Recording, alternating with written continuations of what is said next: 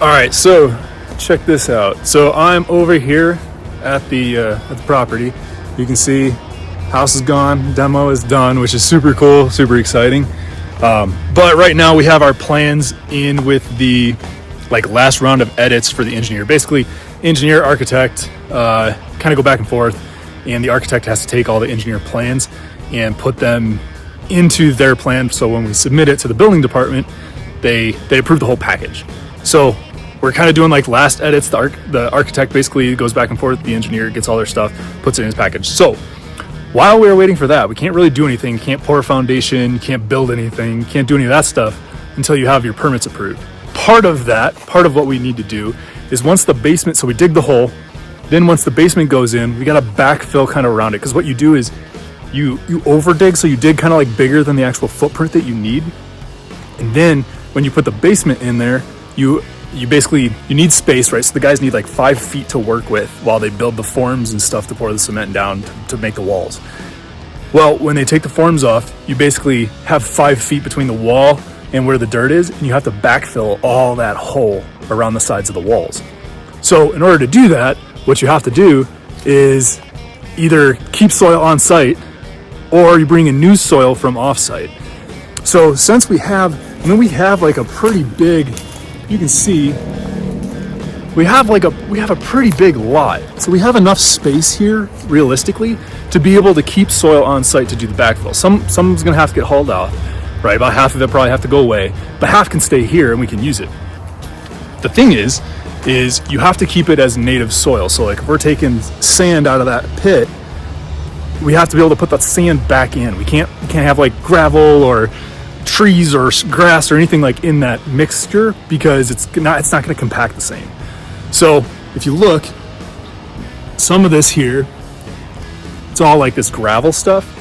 So if we pile up the dirt back here, if we pile up all this dirt and then we get gravel in with it when we try to do the backfill, it's going to contaminate the soil and won't all compact evenly. So it basically would force us to go off and get more soil somewhere. So in order to avoid that, what I'm going to try and do is we're going to clean up all of this stuff back here. So we got skid steer, and then we have all this, if you can see, kind of random debris, all the gravel. We have the shed and stuff. We have all this stuff. So I basically have to come up back here, clean all this gravel up, make it native dirt. Then we can put the pile, so we can take the excavated soil and we can make a pile of it right back here. So we can then use it after all the foundation is built to do that backfill. So we actually have a roll-off coming, and he's going to just drop it back here in the alley. I'm going to take up the alley for a little bit of the weekend. But we have a roll-off coming, so what I'm going to do is while we wait for that, I'm just going to take this gravel, I'm going to try and move as much as I can, pile it all up, and then once that roll-off comes, I'm just going to load up the roll-off and get as much of this gravel and stuff out of here as I can, so it's all just native dirt for the rest of the lot.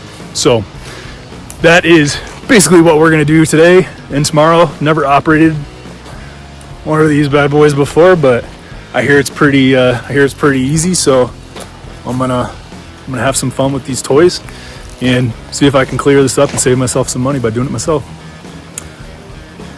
If you're wondering if it's difficult to use these things, I literally got a 30-second video from the guy that dropped it off. All right, there's your chain, and then once you get in the machine, it's gonna sit in here.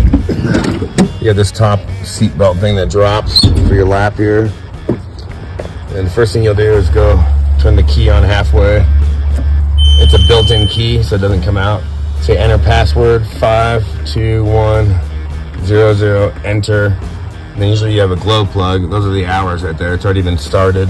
So now you'll start it completely. Right here's your throttle. Down on your foot is your throttle.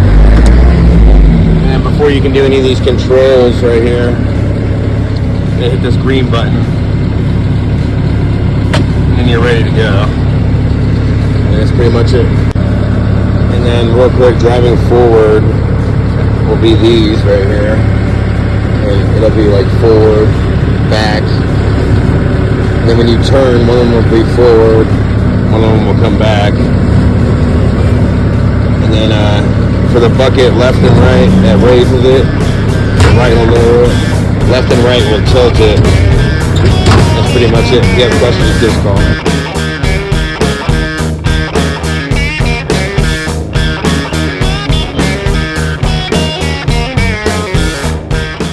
All right, not too bad. About 20-30 minutes in so far, and I've got a good pad kind of knocked out. I'm trying to get that area split out for the shed to go first. That way I can drag the shed out of the way and put the rest of this stuff into a pile. It looks like our dumpster is rolling up right now, so perfect timing. All right, dumpster's here. Got this done. Dumpster's gonna go right there, and that's where I'm gonna be kind of like taking this pile, basically just trying to do trips and like dumping it in the dumpster. So there we go. This is what it's like when a job's moving. I like it. This is exciting stuff.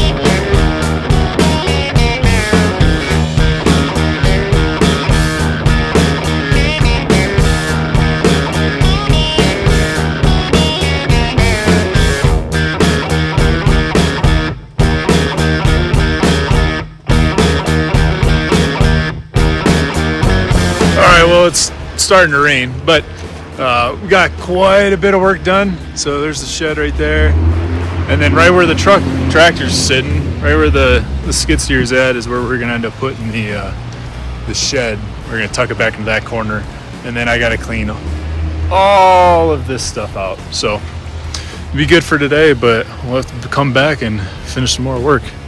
All right, so for today, the mission is to try and move this shed. So I'm gonna try and move the shed from here all the way over to where that skid's sitting. Now, in order to do this, what I'm gonna do is, you see these like 2x4s, 2x6s I have. So I have these two, and I have 2 more there. But what I'm gonna do is I'm gonna take these, lay them on the ground and kind of make like a track. And then I'm gonna take these PVCs here, they're 2-inch PVCs that we're gonna actually reuse for the underground electrical, just to kind of protect it and help it last longer. We're gonna reuse those. So I got these right now, but what I'm gonna do is I'm gonna slide these tracks as far under there as I can. See, I'm already got it kind of like jacked up a little bit. I'm gonna slide these tracks as far as under as I can, and then I'm gonna roll these PVCs on like as back under there as well. And then I'm gonna try and tilt that shed and just roll it along the tracks and make like a bunch of turns and stuff, but eventually get it to where I need it to go. Now, if you look, this is kind of what I'm using. So I got a little system. DeWalt makes these little like hand jack things. So what I do is I pump these up, but I'll stand on this. So this car jack, I'll crank this. It'll actually lift it a little bit. And then what I'll do is I'll pump this up to catch it and pretty much do the same thing with that side. So each one of these are holding half the load.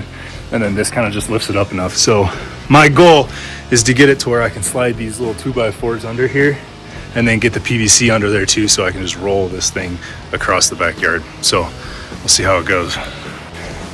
All right, so I did it. So I jacked up the front side, lifted it up high enough so that I could get at least 2 of these PVCs under there. You can see I got 2 right there.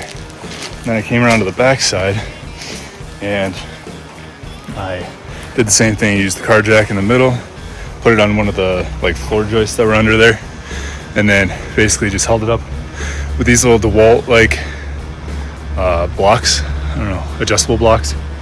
And I was able to slide, you can see there, another one. So I have 3 under there right now. The trick is at least always to have the center, the middle of the weight over a roller. So right now you can see we got it. So now I'm just gonna push. But oh yeah, we found a, there's a dead raccoon that was under there, and it had been there for a long time. And then, I don't know if you can see, but there's some other, it looks like squirrels or something under here. Yeah, fun things that you find. But yeah, how to move a shed. Put some rollers, create a track, just slide them on. So now I'm gonna try and move this thing all the way across the front, and then I'm gonna move this bobcat out of the way and try and back it into there. So step 1 done. So we've made some progress. I got it basically halfway across over there. So I have a ton of space that I can still use. So what I'm gonna do is I'm gonna leave it here. I'm actually gonna take all this fence out, start clearing this space, put all the gravel out, and then I'm gonna finish putting the shed back kind of where the Bobcat is, and that'll probably be like tomorrow.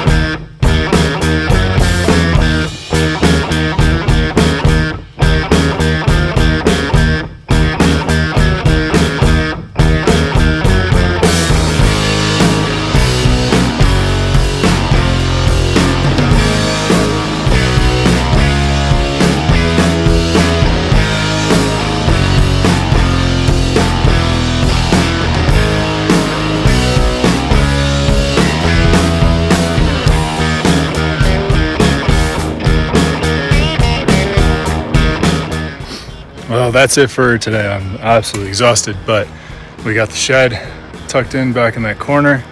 It used to be sitting like right here. Kind of walk out so you can get an idea. So shed used to be sitting there. Ready to go put it in the other corner. Now it sits there.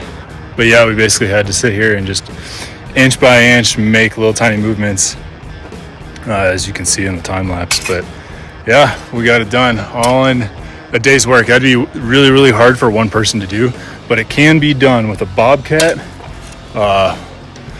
4, like I'd say 2x6s are probably all you need, and then we have 4 of these poles. I'm just now that we got it over here, you can see the PVC underneath. I'm just burying it, and then I got the power underground pretty much going under it, and then I'm going to connect it to our temp power pole, just so when we're driving, you know, in and out of the back of the lot, nobody hits it, and it's under there and it's nice and safe. So that'll be good enough until the house is built and we put it back in there. But yeah, all done. Shed turned out well.